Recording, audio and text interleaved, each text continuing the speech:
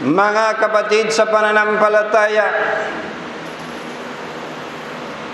ito pong parating na Agosto 26, taon na ito, 2026, ay ipagdiriwang na naman ng mga mahihilig sa bid'ah ang Maulidan Nabi, Maulud. Kaya ito po ang talakay natin ng punto por punto para po maintindihan nating lahat ano ba talaga ang katotohanan tungkol sa pag-celebrate ng birthday ni Propeta Muhammad sallallahu alaihi wasallam. Kailangan na ito ay maintindihan nating lahat.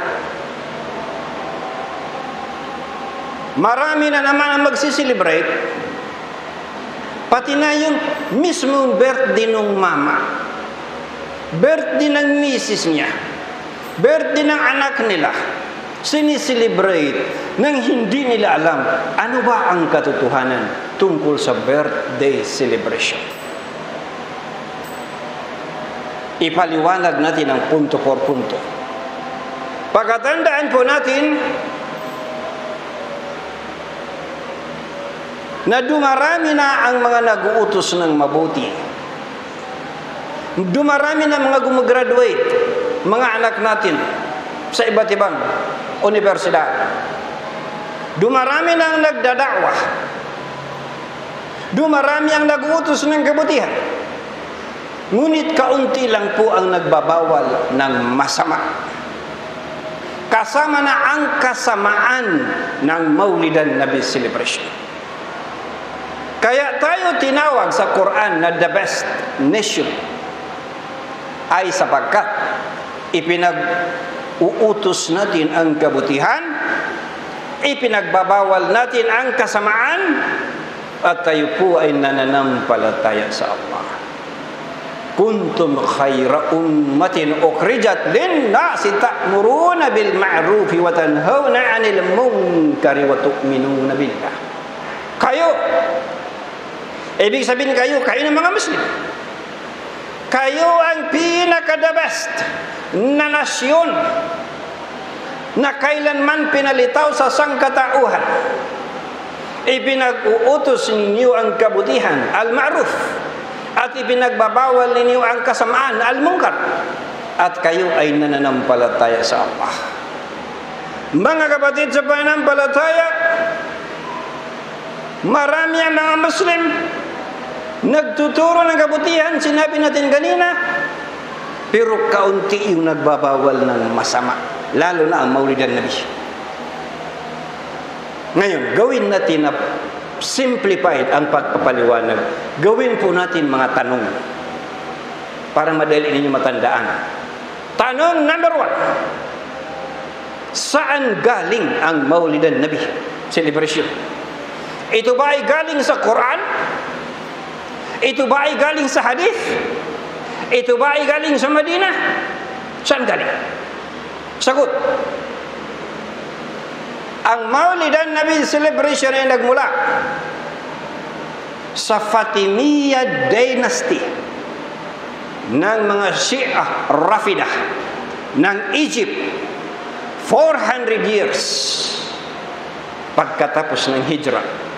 Ito po ang katotohanan. Nandito yung mga ebidensya, katibayan. Wala tayong oras para isa-isahin mga katibayan natin. Pero kung interesado ka magtanong, mamaya pagkatapos ng khutbah, lumapit ka, ilahad natin sa inyo mga katibayan, isa-isa. Ngayon, kapag po gawain na ibadah, sapagkat ang Maulidan Nabi celebration na ibadah, pagsamba. Bakit ka gumagasta? Nagpapakain ka ng mga tao dahil gusto mo yung gantimpala, ibadah. Bakit ka nagpapabasa ng Quran kapag maulud? Kasi inisip mo gantimpala, ibadah. So dahilan sa ang Maulidan Nabi ay ibadah, gawaing pagsamba, mayroon ba na gawaing pagsamba na hindi galing sa Quran, hindi galing sa hadith, kundi galing sa mga Shia sa Egypt? Yan ang tanong. Mayroon bang ibadah na legitimate, lehitimo, legit, na hindi nanggaling sa Quran, hindi nanggaling sa hadith? Wala po. pagdiriwang ng Maulid an-Nabi ay isang gawaing ibadah na walang batayan sa Quran at walang batayan sa hadith. Sabi ng mga mahihilig mag-celebrate ng birthday ni Muhammad sallallahu alaihi wasallam, sabi nila, natotoo naman, sabi nila, noong ipanganak si Muhammad sallallahu alaihi wasallam, nagdiwang ang buong universe, buong kalangitan, nagdiwang at nagluksa si Satanas. Totoo yan. Totoo. Kaya nila, ipagdiwang natin taon-taon. Tingnan mo, sabi nila, ang universe nagdiwang. Totoo po yun. Pero iba ang kapanganakan sa araw ng kapanganakan. Noong ipanganak si Muhammad sallallahu alaihi wasallam, totoo na nagdiwang ang buong universe. Pero sa tuwing sumapit ang araw ng kanyang kapanganakan, may katibayan ba sa Quran, may katibayan ba sa hadith na taon-taon, paulit-ulit nagdiriwang ang universe? Wala po. Minsan lang nangyari yun nung ipanganak siya. Pero yung taon-taon, sa tuwing dumarating yung kanyang araw ng kapanganakan, wala po. Ibilin siya sa Quran na taon-taon nagdiriwang ang universe. Allahu Akbar. Kahit na gaano pa kaganda ang layunin mo, na ang layunin mo para sa Allah ang pag-celebrate ng Maulid an-Nabi, kapatid, kung ito ay wala sa sunnah, wala sa Quran, ang ginagawa mo na pagdiriwang ay bid'ah, kasuklam-suklam na bid'ah na itutupok sa impyerno apoy. Wa kullu muhdathatin bid'ah wa kullu bid'atin dhalalah wa kullu dhalalatin finnar. At ang lahat ng pagbabago, tinutukoy na pagbabago sa relihiyon, tulad ng gawaing pagsamba. Hindi ginawa nung ng mga sahabat, ginawa mo ngayon. Pagbabago sa relihiyon. At ang lahat ng pagbabago sa relihiyon ay bid'ah, at ang lahat ng bid'ah ay pagkaligaw, at ang lahat ng pagkaligaw papunta sa impyernong apoy.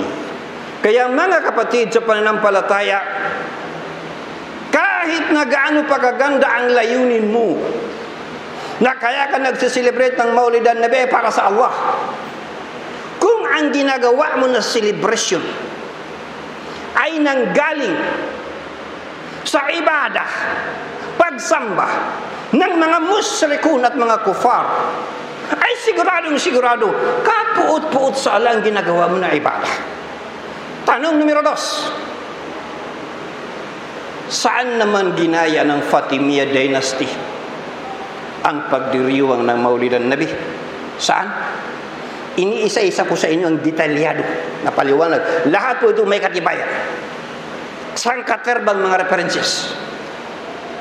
Number 2, na tanong, saan kinuha ng Fatimiyya dynasty itong pagdiriwang ng Maulid an-Nabi? Sagot, mula sa pagdiriwang ng Christmas. Ang mga Kristiyano, mga Hudyo at mga Muslim sama-sama sa Egypt, magkakapitbahay. Nakikita ng mga Muslim na nagdiriwang ng piyesta ang mga kakristyanuhan kapag Christmas. Sabi nila, bakit hindi rin tayo magdiwang ng birthday ng pinakadakila na nilalang, si Muhammad sallallahu alaihi wasallam? Nanggaling ang Maulid an-Nabi sa Christmas, walang sino bang scholar sa buong mundo na kaya niyang pasinungalingan ang katotohanan na ang Maulid an-Nabi galing sa Christmas. Ngayon, ano ba ang Christmas? Alam natin ang Christmas, ipinagdiriwang ang araw na papanganakin nila ang Allah ng lalaki. Hindi lang syirkul akbar, hindi lang kufrul akbar, kundi lapalapastangan, kataas-taasan na insulto sa Allah na papanganakin siya. Na dahilan dyan, ang bigat ng kasalanan na ito ay halos sumambulat ang universe. Takadu samawati yatafattarna minhu wa tanshaqqu al-ardu wa taqirru al-jibalu hadda, na kung saan ang mga kalangitan ay halos sumambulat at ang daigdig magkabiyak-biyak at ang mga kabundukan ay magsipaggu sa pagkawasak. Bakit? Bakit ganun katindi? Anda'aw lirrahmani walada, na iniakibat nila ang isang anak na lalaki sa pinakamahabagin. Allahu Akbar. Ito po ay blasphemy. Christmas, kataas-taasang insulto sa Allah, at ito ang tatay, pundasyon ng Maulidan Nabi. Nagets niyo? Ipinagdiriwang ang Maulidan Nabi na ang kinupya ay Christmas. At ang Christmas ipinagdiriwang ang araw na ipinanganak daw si Jesus bilang Diyos daw. Kung ang pagdiriwang ng Christmas ay siyang pundasyon ng Maulidan Nabi, at ang Christmas ay Syirkul Akbar, lapa-lapastangan na pag-insulto sa Allah, ang tanong, natutuwa ba ang Allah o napupuot ang Allah sa pagdiriwang mo ng Maulidan Nabi? Tanong numero 3. Tinitrace nating mabuti saan galing ang birthday. Sino ang pinakaugat na pinagmulan ng birthday? Para malaman ninyo mga brother, na yung birthday ng asawa mo, birthday ng anak mo ay haram. Tanong numero 3. Saan naman ginaya ng Imperyong Romano ang Christmas celebration? Sagot. Mula po sa mga Griego, mula sa Greek mythology. Ang mga sinaunang Griego, sumasamba po sa araw. Ang kanilang Diyos ay araw. Ang tawag nila sa araw, Zeus. Isa pang tawag nila sa araw, Mitra.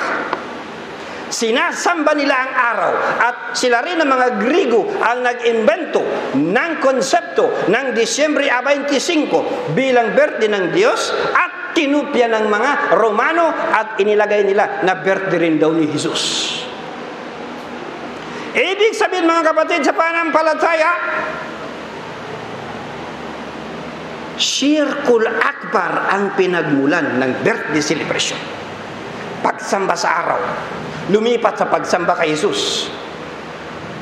Tanong numero 4. Saan naman kinumpya ng mga Griego ang birthday celebration para sa kanilang sinasamba na araw?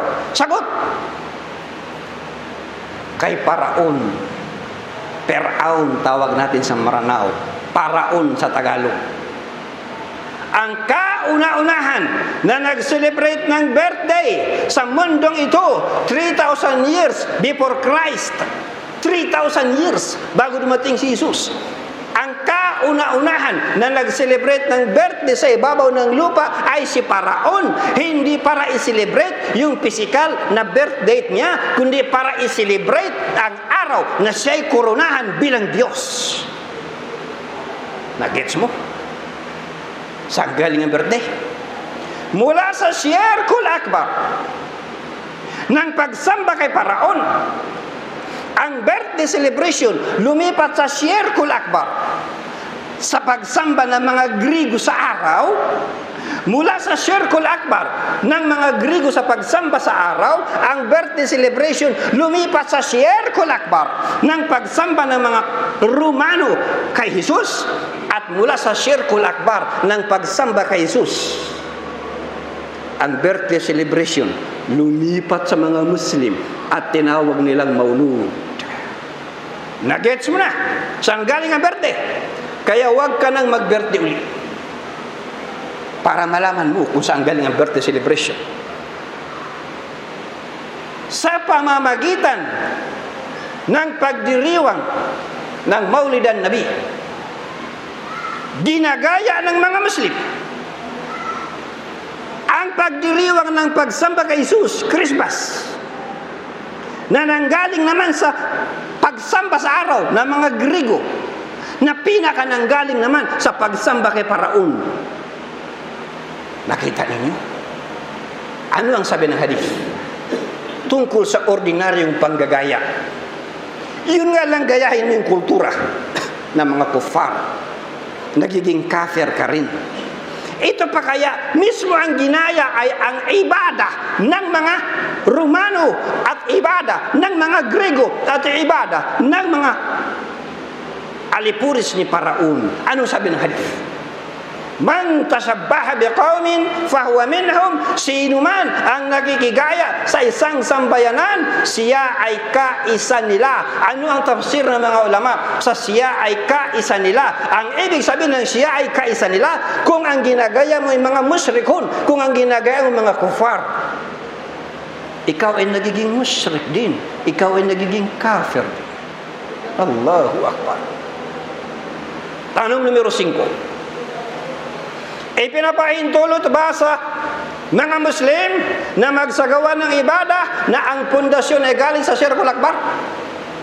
Hindi mo kailangan maging alim, hindi mo kailangan maging scholar para masagot mo ang tanong na ito. Kahit na sinong Muslim, kaya niyang sagutin nang hindi pwede. Hindi pwede na ang gawaing ibadah ay galing sa mga musyrik, galing sa mga kufar.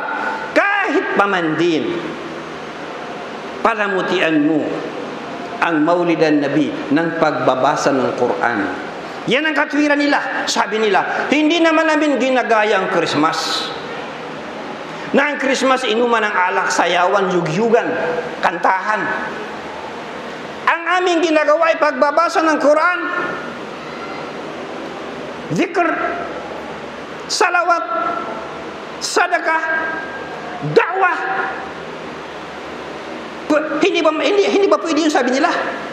Kapatid, sa pananampalataya, kahit na balutin mo pa ng kabanalan ang gawain na bid'ah,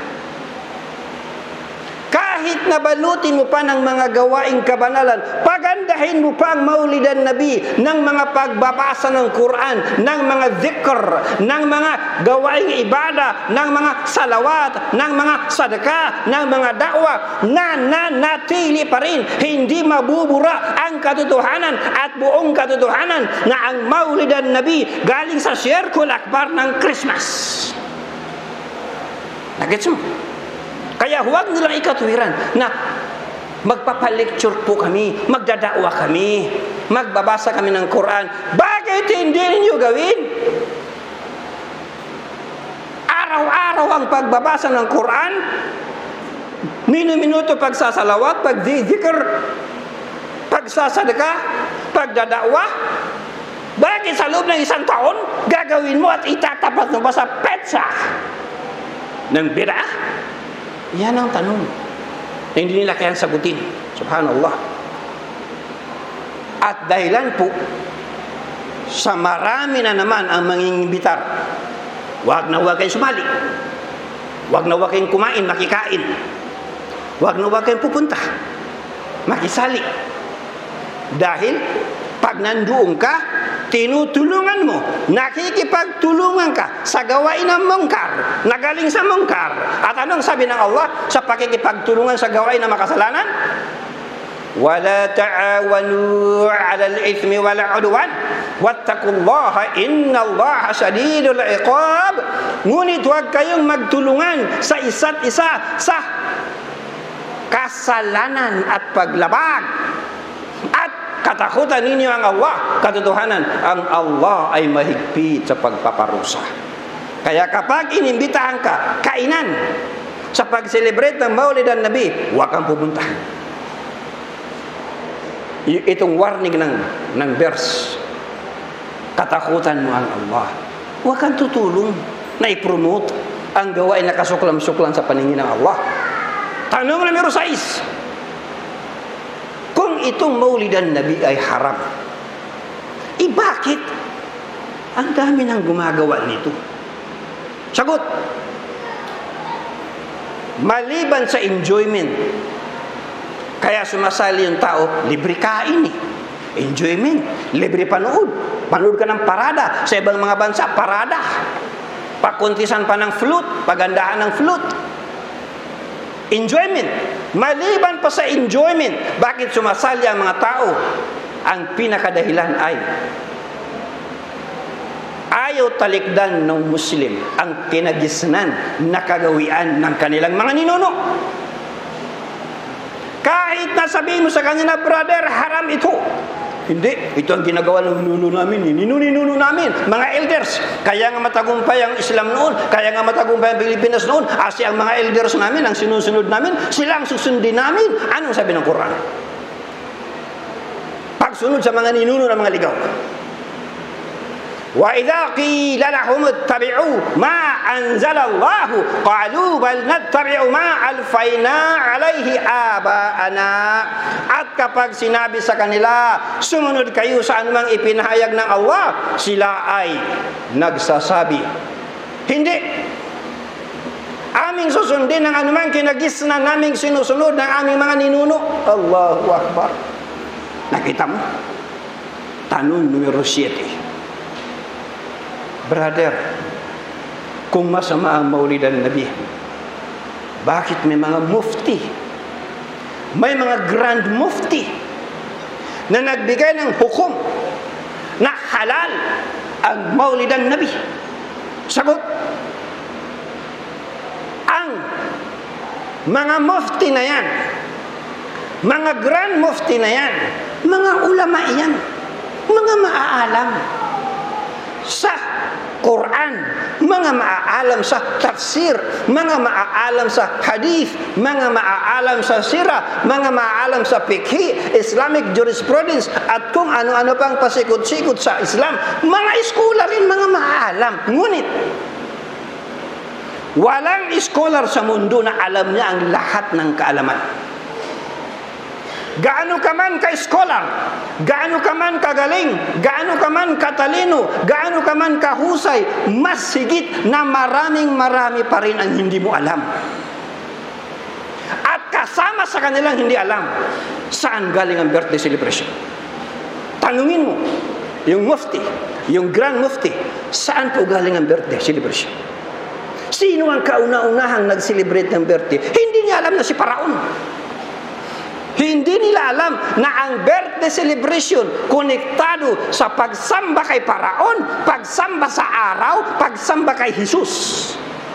Hindi nila alam na ang Maulidan Nabi, ang birthday celebration konektado sa Shirkul Akbar. Kaya pasintabi po, hindi porki mufti, grand mufti, alam ng lahat ng kaalaman. Mas higit na marami ang hindi nila alam. Gaano ka man ka-scholar, sino mang scholar sa mundo, gaano ka man ka-scholar, mas marami, higit pa rin na mas marami ang hindi mo alam. Tanong, numero 8. Pero brother, may mga binabasa sila ng mga Quran, mga dalil. May binabasa sila ng mga hadith, mga dalil, na halal ang maulud. Sagot,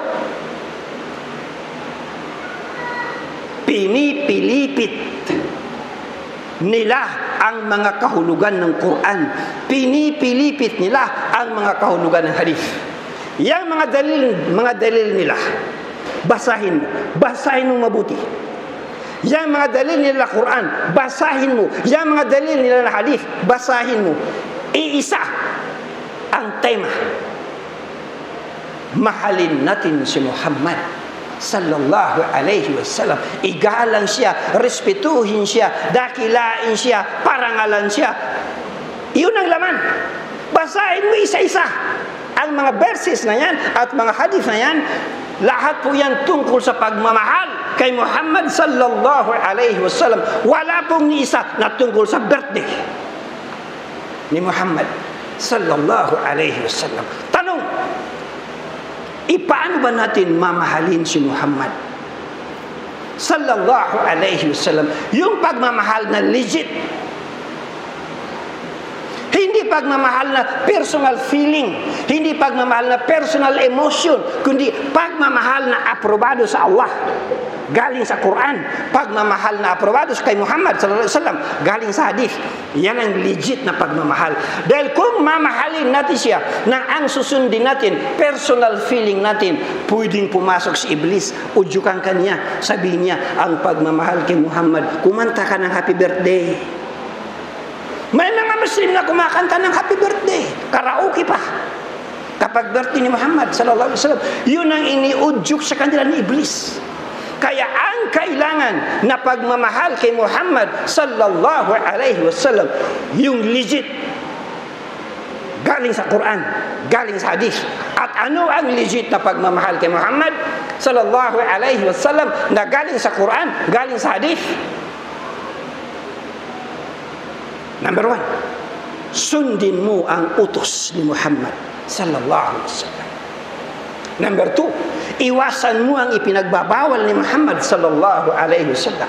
Number 3, isabuhay mo ang kanyang sunnah. Ito po ang legit na pagmamahal kay Muhammad sallallahu alaihi wasallam. Hindi mo kailangan mag-organize ng mga tao, magpakain, magpakanduri sa kanyang birthday. Ang pagmamahal kay Muhammad sallallahu alaihi wasallam, sundin mo ang kanyang utos, iwasan mo ang ipinagbabawal niya, isabuhay mo kanyang sunnah. Yan ang legit. Sana katibayan mo, bro. Ito, Quran. Qul in kuntum tuhibbuna Allah fattabi'uni yahbibtumukumullah wa yaghfir lakum dhunubakum wallahu ghafurur rahim. Sabihin mo Muhammad, sabihin mo sa kanila, sabihin mo, kung tunay nga kayo ay nagmamahal sa Allah, magkagayon, ako ay inyong sundin, at kayo ay mamahalin ng Allah, at kanyang patatawarin ang inyong mga kasalanan, at ang Allah ay mapagpatawad, maawain.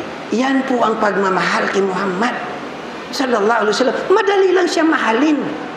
Huwag mag-imbento ng paraan ng pagmamahal sa kanya na hindi legit. Ang pagmamahal sa kanya, hindi po pagpipiesta ng kanyang birthday. Hindi yan legit. Wala yan sa Quran, wala yan sa hadith. Ang pagmamahal sa kanya, sundin mo yung utos niya. Iwasan mo yung pinagbabawal niya. Isabuhay mo ang kanyang sunnah. Barakallahu li wa lakum fil Quran al-azim.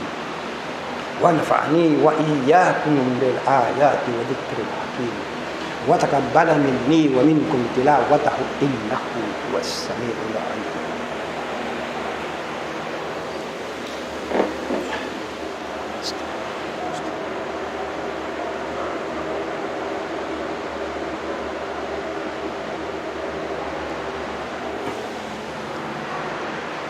الحمد لله حمدا كثيرا كما أمر. أشهد أن لا إله إلا الله وحده لا شريك له وأشهد أن محمدا عبده ورسوله. عباد الله اتقوا الله حق تقاته ولا تموتن إلا وأنتم مسلمون.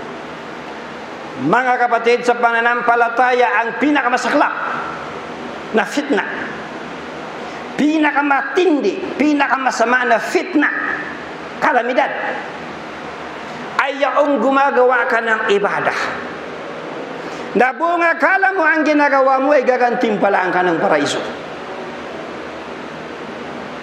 Yun pala, ang ginagawa mo, itutupok sa'yo sa impyerno apoy dahil bid'ah. Bakit pinakamasaklap na kalamidad? Dahil ang buong akala mo, tama ang ginagawa mo. Nagpapabasa ka ng Quran kapag maulud. Inisip mo, tama ito, Quran to eh. Nagdidikir ka, nagdadawa ka, nagsasadaka ka, nagpapakain ka ng mga tao. Akala mo tama. Dahil lang sa akala mo, tama ang ginagawa mo na gawaing bid'ah, hindi mo ito hihintuan. Tuloy-tuloy ito nagagawin mo. Hindi ka magtatauba. Kasi nga akala mo tama, akala mo gagantimpalaan ka ng paraiso hanggang sa datnan ka ni malakal maut at namatay ka sa bid'ah na itutupok sa iyo sa apoy. Kaya po, bawat isa ngayon ay maging maingat na. Tanong numero 9. 10 lang na tanong. Numero 9. Ibig mong sabihin, bro, masama magbasa ng Quran, masama magdikr, masama magsalawat, masama magda'wa, masama magsadaka sa birthday ni Muhammad sallallahu alaihi wasallam? Sagot, hindi po masama magbasa ng Quran. Sino nagsabing masama magbasa ng Quran?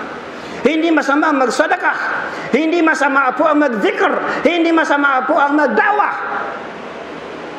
Ang masama ay bakit itatapat mo sa petsa? Bakit itatapat mo sa piyesta? Bakit Bakit itatapat mo sa isang gawain na kapuot-puot sa paningin ng Allah, isang gawain na ang pinagmulan ay Shirkul Akbar ng mga Romano, Shirkul Akbar ng mga sumasamba sa araw, Shirkul Akbar ng pagsamba kay Paraon? Hindi ka ba pwedeng magbasa ng Quran araw-araw? Hindi ka ba pwedeng mag-zikr minuto? Hindi ka ba pwedeng magsalawat minuto? Hindi ka ba pwedeng magsadaka linggo-linggo? Hindi ka ba pwedeng magdawa linggo-linggo? Bakit kailangan pa sa loob ng isang buong taon, isang bisis mo lang gawin at gagawin mo pa, itatapat mo pa mismo sa petsa na ang pinagmulan ay pagsamba kay Jesus, pagsamba sa araw, pagsamba kay Paraon. Isip-isip, paandar natin ang utak natin. Subhanallah. Tanong numero 10, last. Ito lagi ang kanilang banat. Sabi nila, saan matatagpuan sa Quran na haram ang maulud? Saan matatagpuan sa hadith na haram ang maulud? Sagot. Ang sagot tanong din. Saan matatagpuan sa Quran na halal ang maulud? Saan matatagpuan sa hadith? Authentic na hadith, hindi fabricated na hadith. Halal ang maulud. Wala rin po, parang wala. Parang wala. Ngayon, kapag ang pinag-uusapan na ay ibadah, pagsamba, hindi mo na kailangan maghanap pa ng Quran na nagbabawal. Hindi mo na kailangan pa na maghanap ng hadith na nagbabawal. Basta walang nakalagay sa Quran na pwedeng gawin, walang nakalagay sa hadith na pwedeng gawin, matik na ang ginagawa mong ibadah ay haram. Bawal gawin. Hindi katulad ng pagkain. Sa pagkain, inumin, mga pananamit, lahat ay halal. Maliban sa ipinaharam ng Quran, ipinaharam ng hadith. Kahit anong damit, kahit anong pagkain, kahit anong inumin, basta hindi pinaharam ng Quran, hindi pinaharam ng hadith, matik yun halal. Pero pagdating sa pagsamba, lahat ay haram. Maliban sa pinahalal ng Quran, pinahalal ng hadith. Bakit mas madali kapag mga damit, mga kasuotan, pagkain, pwede lahat, basta hindi lang pinaharam ng Quran at hadith? Para po maging madali ang pamumuhay ng Muslim. Bakit mahigpit pagdating sa pagsamba? Para po huwag kang maligaw. Huwag kang sumamba ng bedaah. Huwag kang sumamba ng guni-guni sa ragakal, sa binang maranaw, sariling haka-haka. Kailangan ang gawain pagsamba galing mismo sa Quran, galing sa hadith. Kung walang nakalagay sa Quran na pwede ang maulidan Nabi, walang nakalagay sa hadith na pwede ang maulidan Nabi, matik na hindi pwede. Matik na haram. Para huwag maligaw ang mga tao. Mga kapatid sa pananampalataya, kahit makalimutan mong lahat ng sinabi ko, itong punto ang huwag na huwag mong makalimutan. Ang maulidan Nabi po ay galing sa Christmas. Walang sino mang iskalar sa buong mundo na kaya niyang pasinungalingan ang katotohanan na ang maulidan Nabi kinopya ang Christmas sa Egypt. Kung ang maulidan Nabi ay galing sa Christmas na halos sumabog ang universe na pinapanganak ang Allah, wala kang makikitang Muslim na matino na ipagdiriwang niya ang maulud.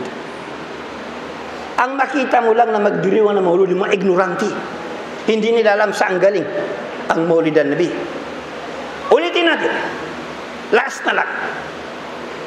Gaano mo man kabalutin ang maulidan Nabi ng mga gawaing kabanalan, pagandahin mo man ang maulidan Nabi ng mga pagbabasa ng Quran, ng mga zikr, ng mga salawat, ng mga gawaing ibadah, ng mga gawaing da'wah, ng pagbibigay ng sadaka, balutin mo man ang maulidan Nabi ng mga gawain na kabanalan,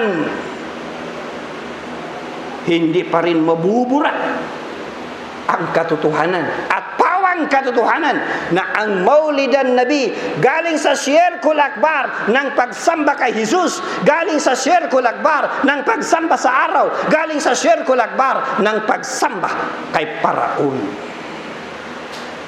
Sana po naging malinaw sa atin ito. Kaya sino man sa inyo nagbe-birthday, maghunos dili na, huwag na kayong mag-birthday. Tawfikan nawa ng Allah ang ating mga isipan na hintuan na ang pagbe-birthday. Lalo na ang birthday ni Muhammad sallallahu alaihi wasallam.